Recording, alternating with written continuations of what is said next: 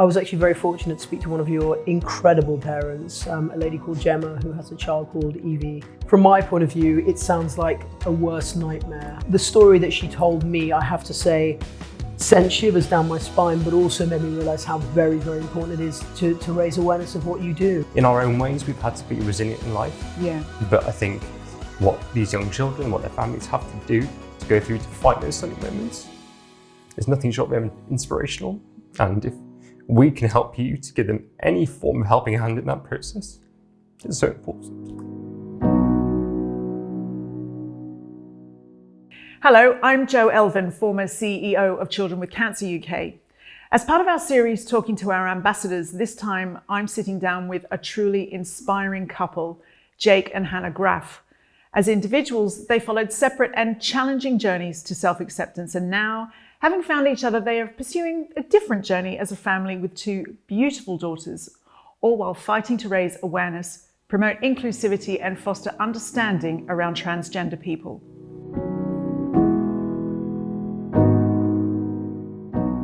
Hannah, Jake, welcome. Thank you for being here with me today. First of all, tell me, how did you first become aware of the charity Children with Cancer UK? We were very fortunate actually to have the privilege of working with you, in fact, a few years ago with You Magazine. That's right. And one of our favourite shoots ever. It was a Christmas shoot and it was wonderful. And it was a pleasure obviously to stay in touch with you and hear what you were doing moving forward. And when you asked us to come on board, it was an obvious, for us anyway, an obvious yes. So I get the credit for this one. Absolutely. I love that. Oh, I'm really pleased. And we are honoured to have you on board. Why does this cause speak to you? What was so important about it? What sort of struck you that made you want to be involved? I mean, I think we've become parents ourselves over the last sort of 5 years. We've got two beautiful daughters, Millie and Teddy. So Millie is our eldest, she's 4, and Teddy is 2. And until you've become a parent, you don't realise of all the things that are out there that, you know, can be quite scary and daunting for families. And so it just really tugged a heartstring and realised that how difficult it must be for so many families dealing with these types of issues. And if there's any way we can help lessen that pain or help people go through these issues, it'd be a huge honour. It's true, isn't it? It's like you're just not prepared for how much you love your children, but how much that is also terrifying at the same time, because you're just constantly worrying about what could happen.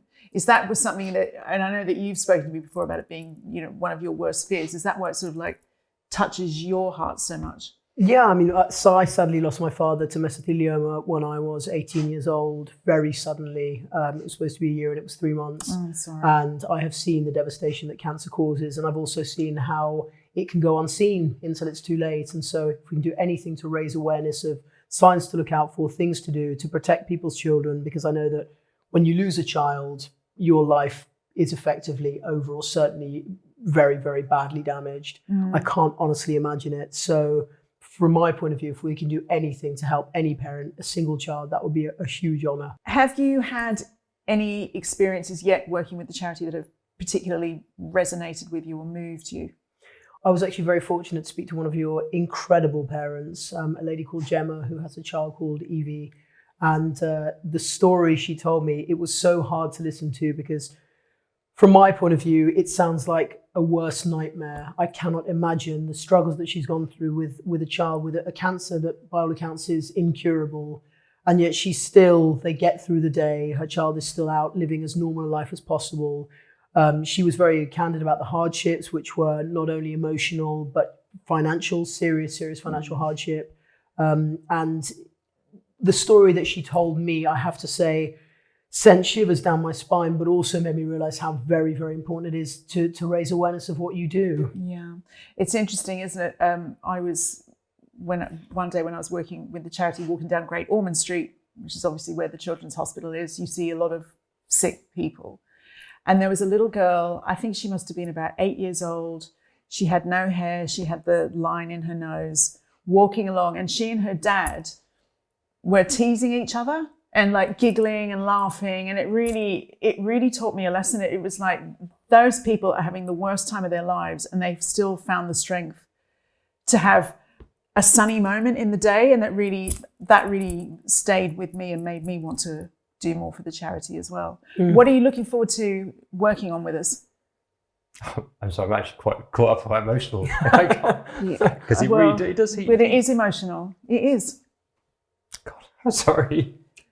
But this is why you are wonderful ambassadors, because you care about it, and we are so grateful for that. You okay? Yeah.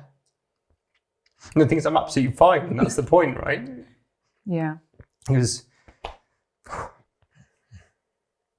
So I think what we're really looking forward to is obviously doing more.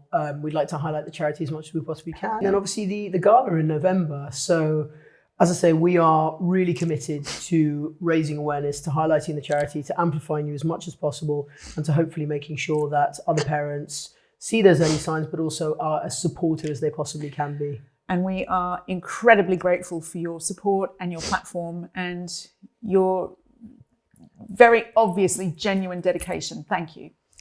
Yeah, I mean, sorry if I can just say something. I am sorry for being emotional. I think that in our own ways, we've had to be resilient in life. Yeah. But I think what these young children, what their families have to do to go through to fight those sunny moments is nothing short of inspirational.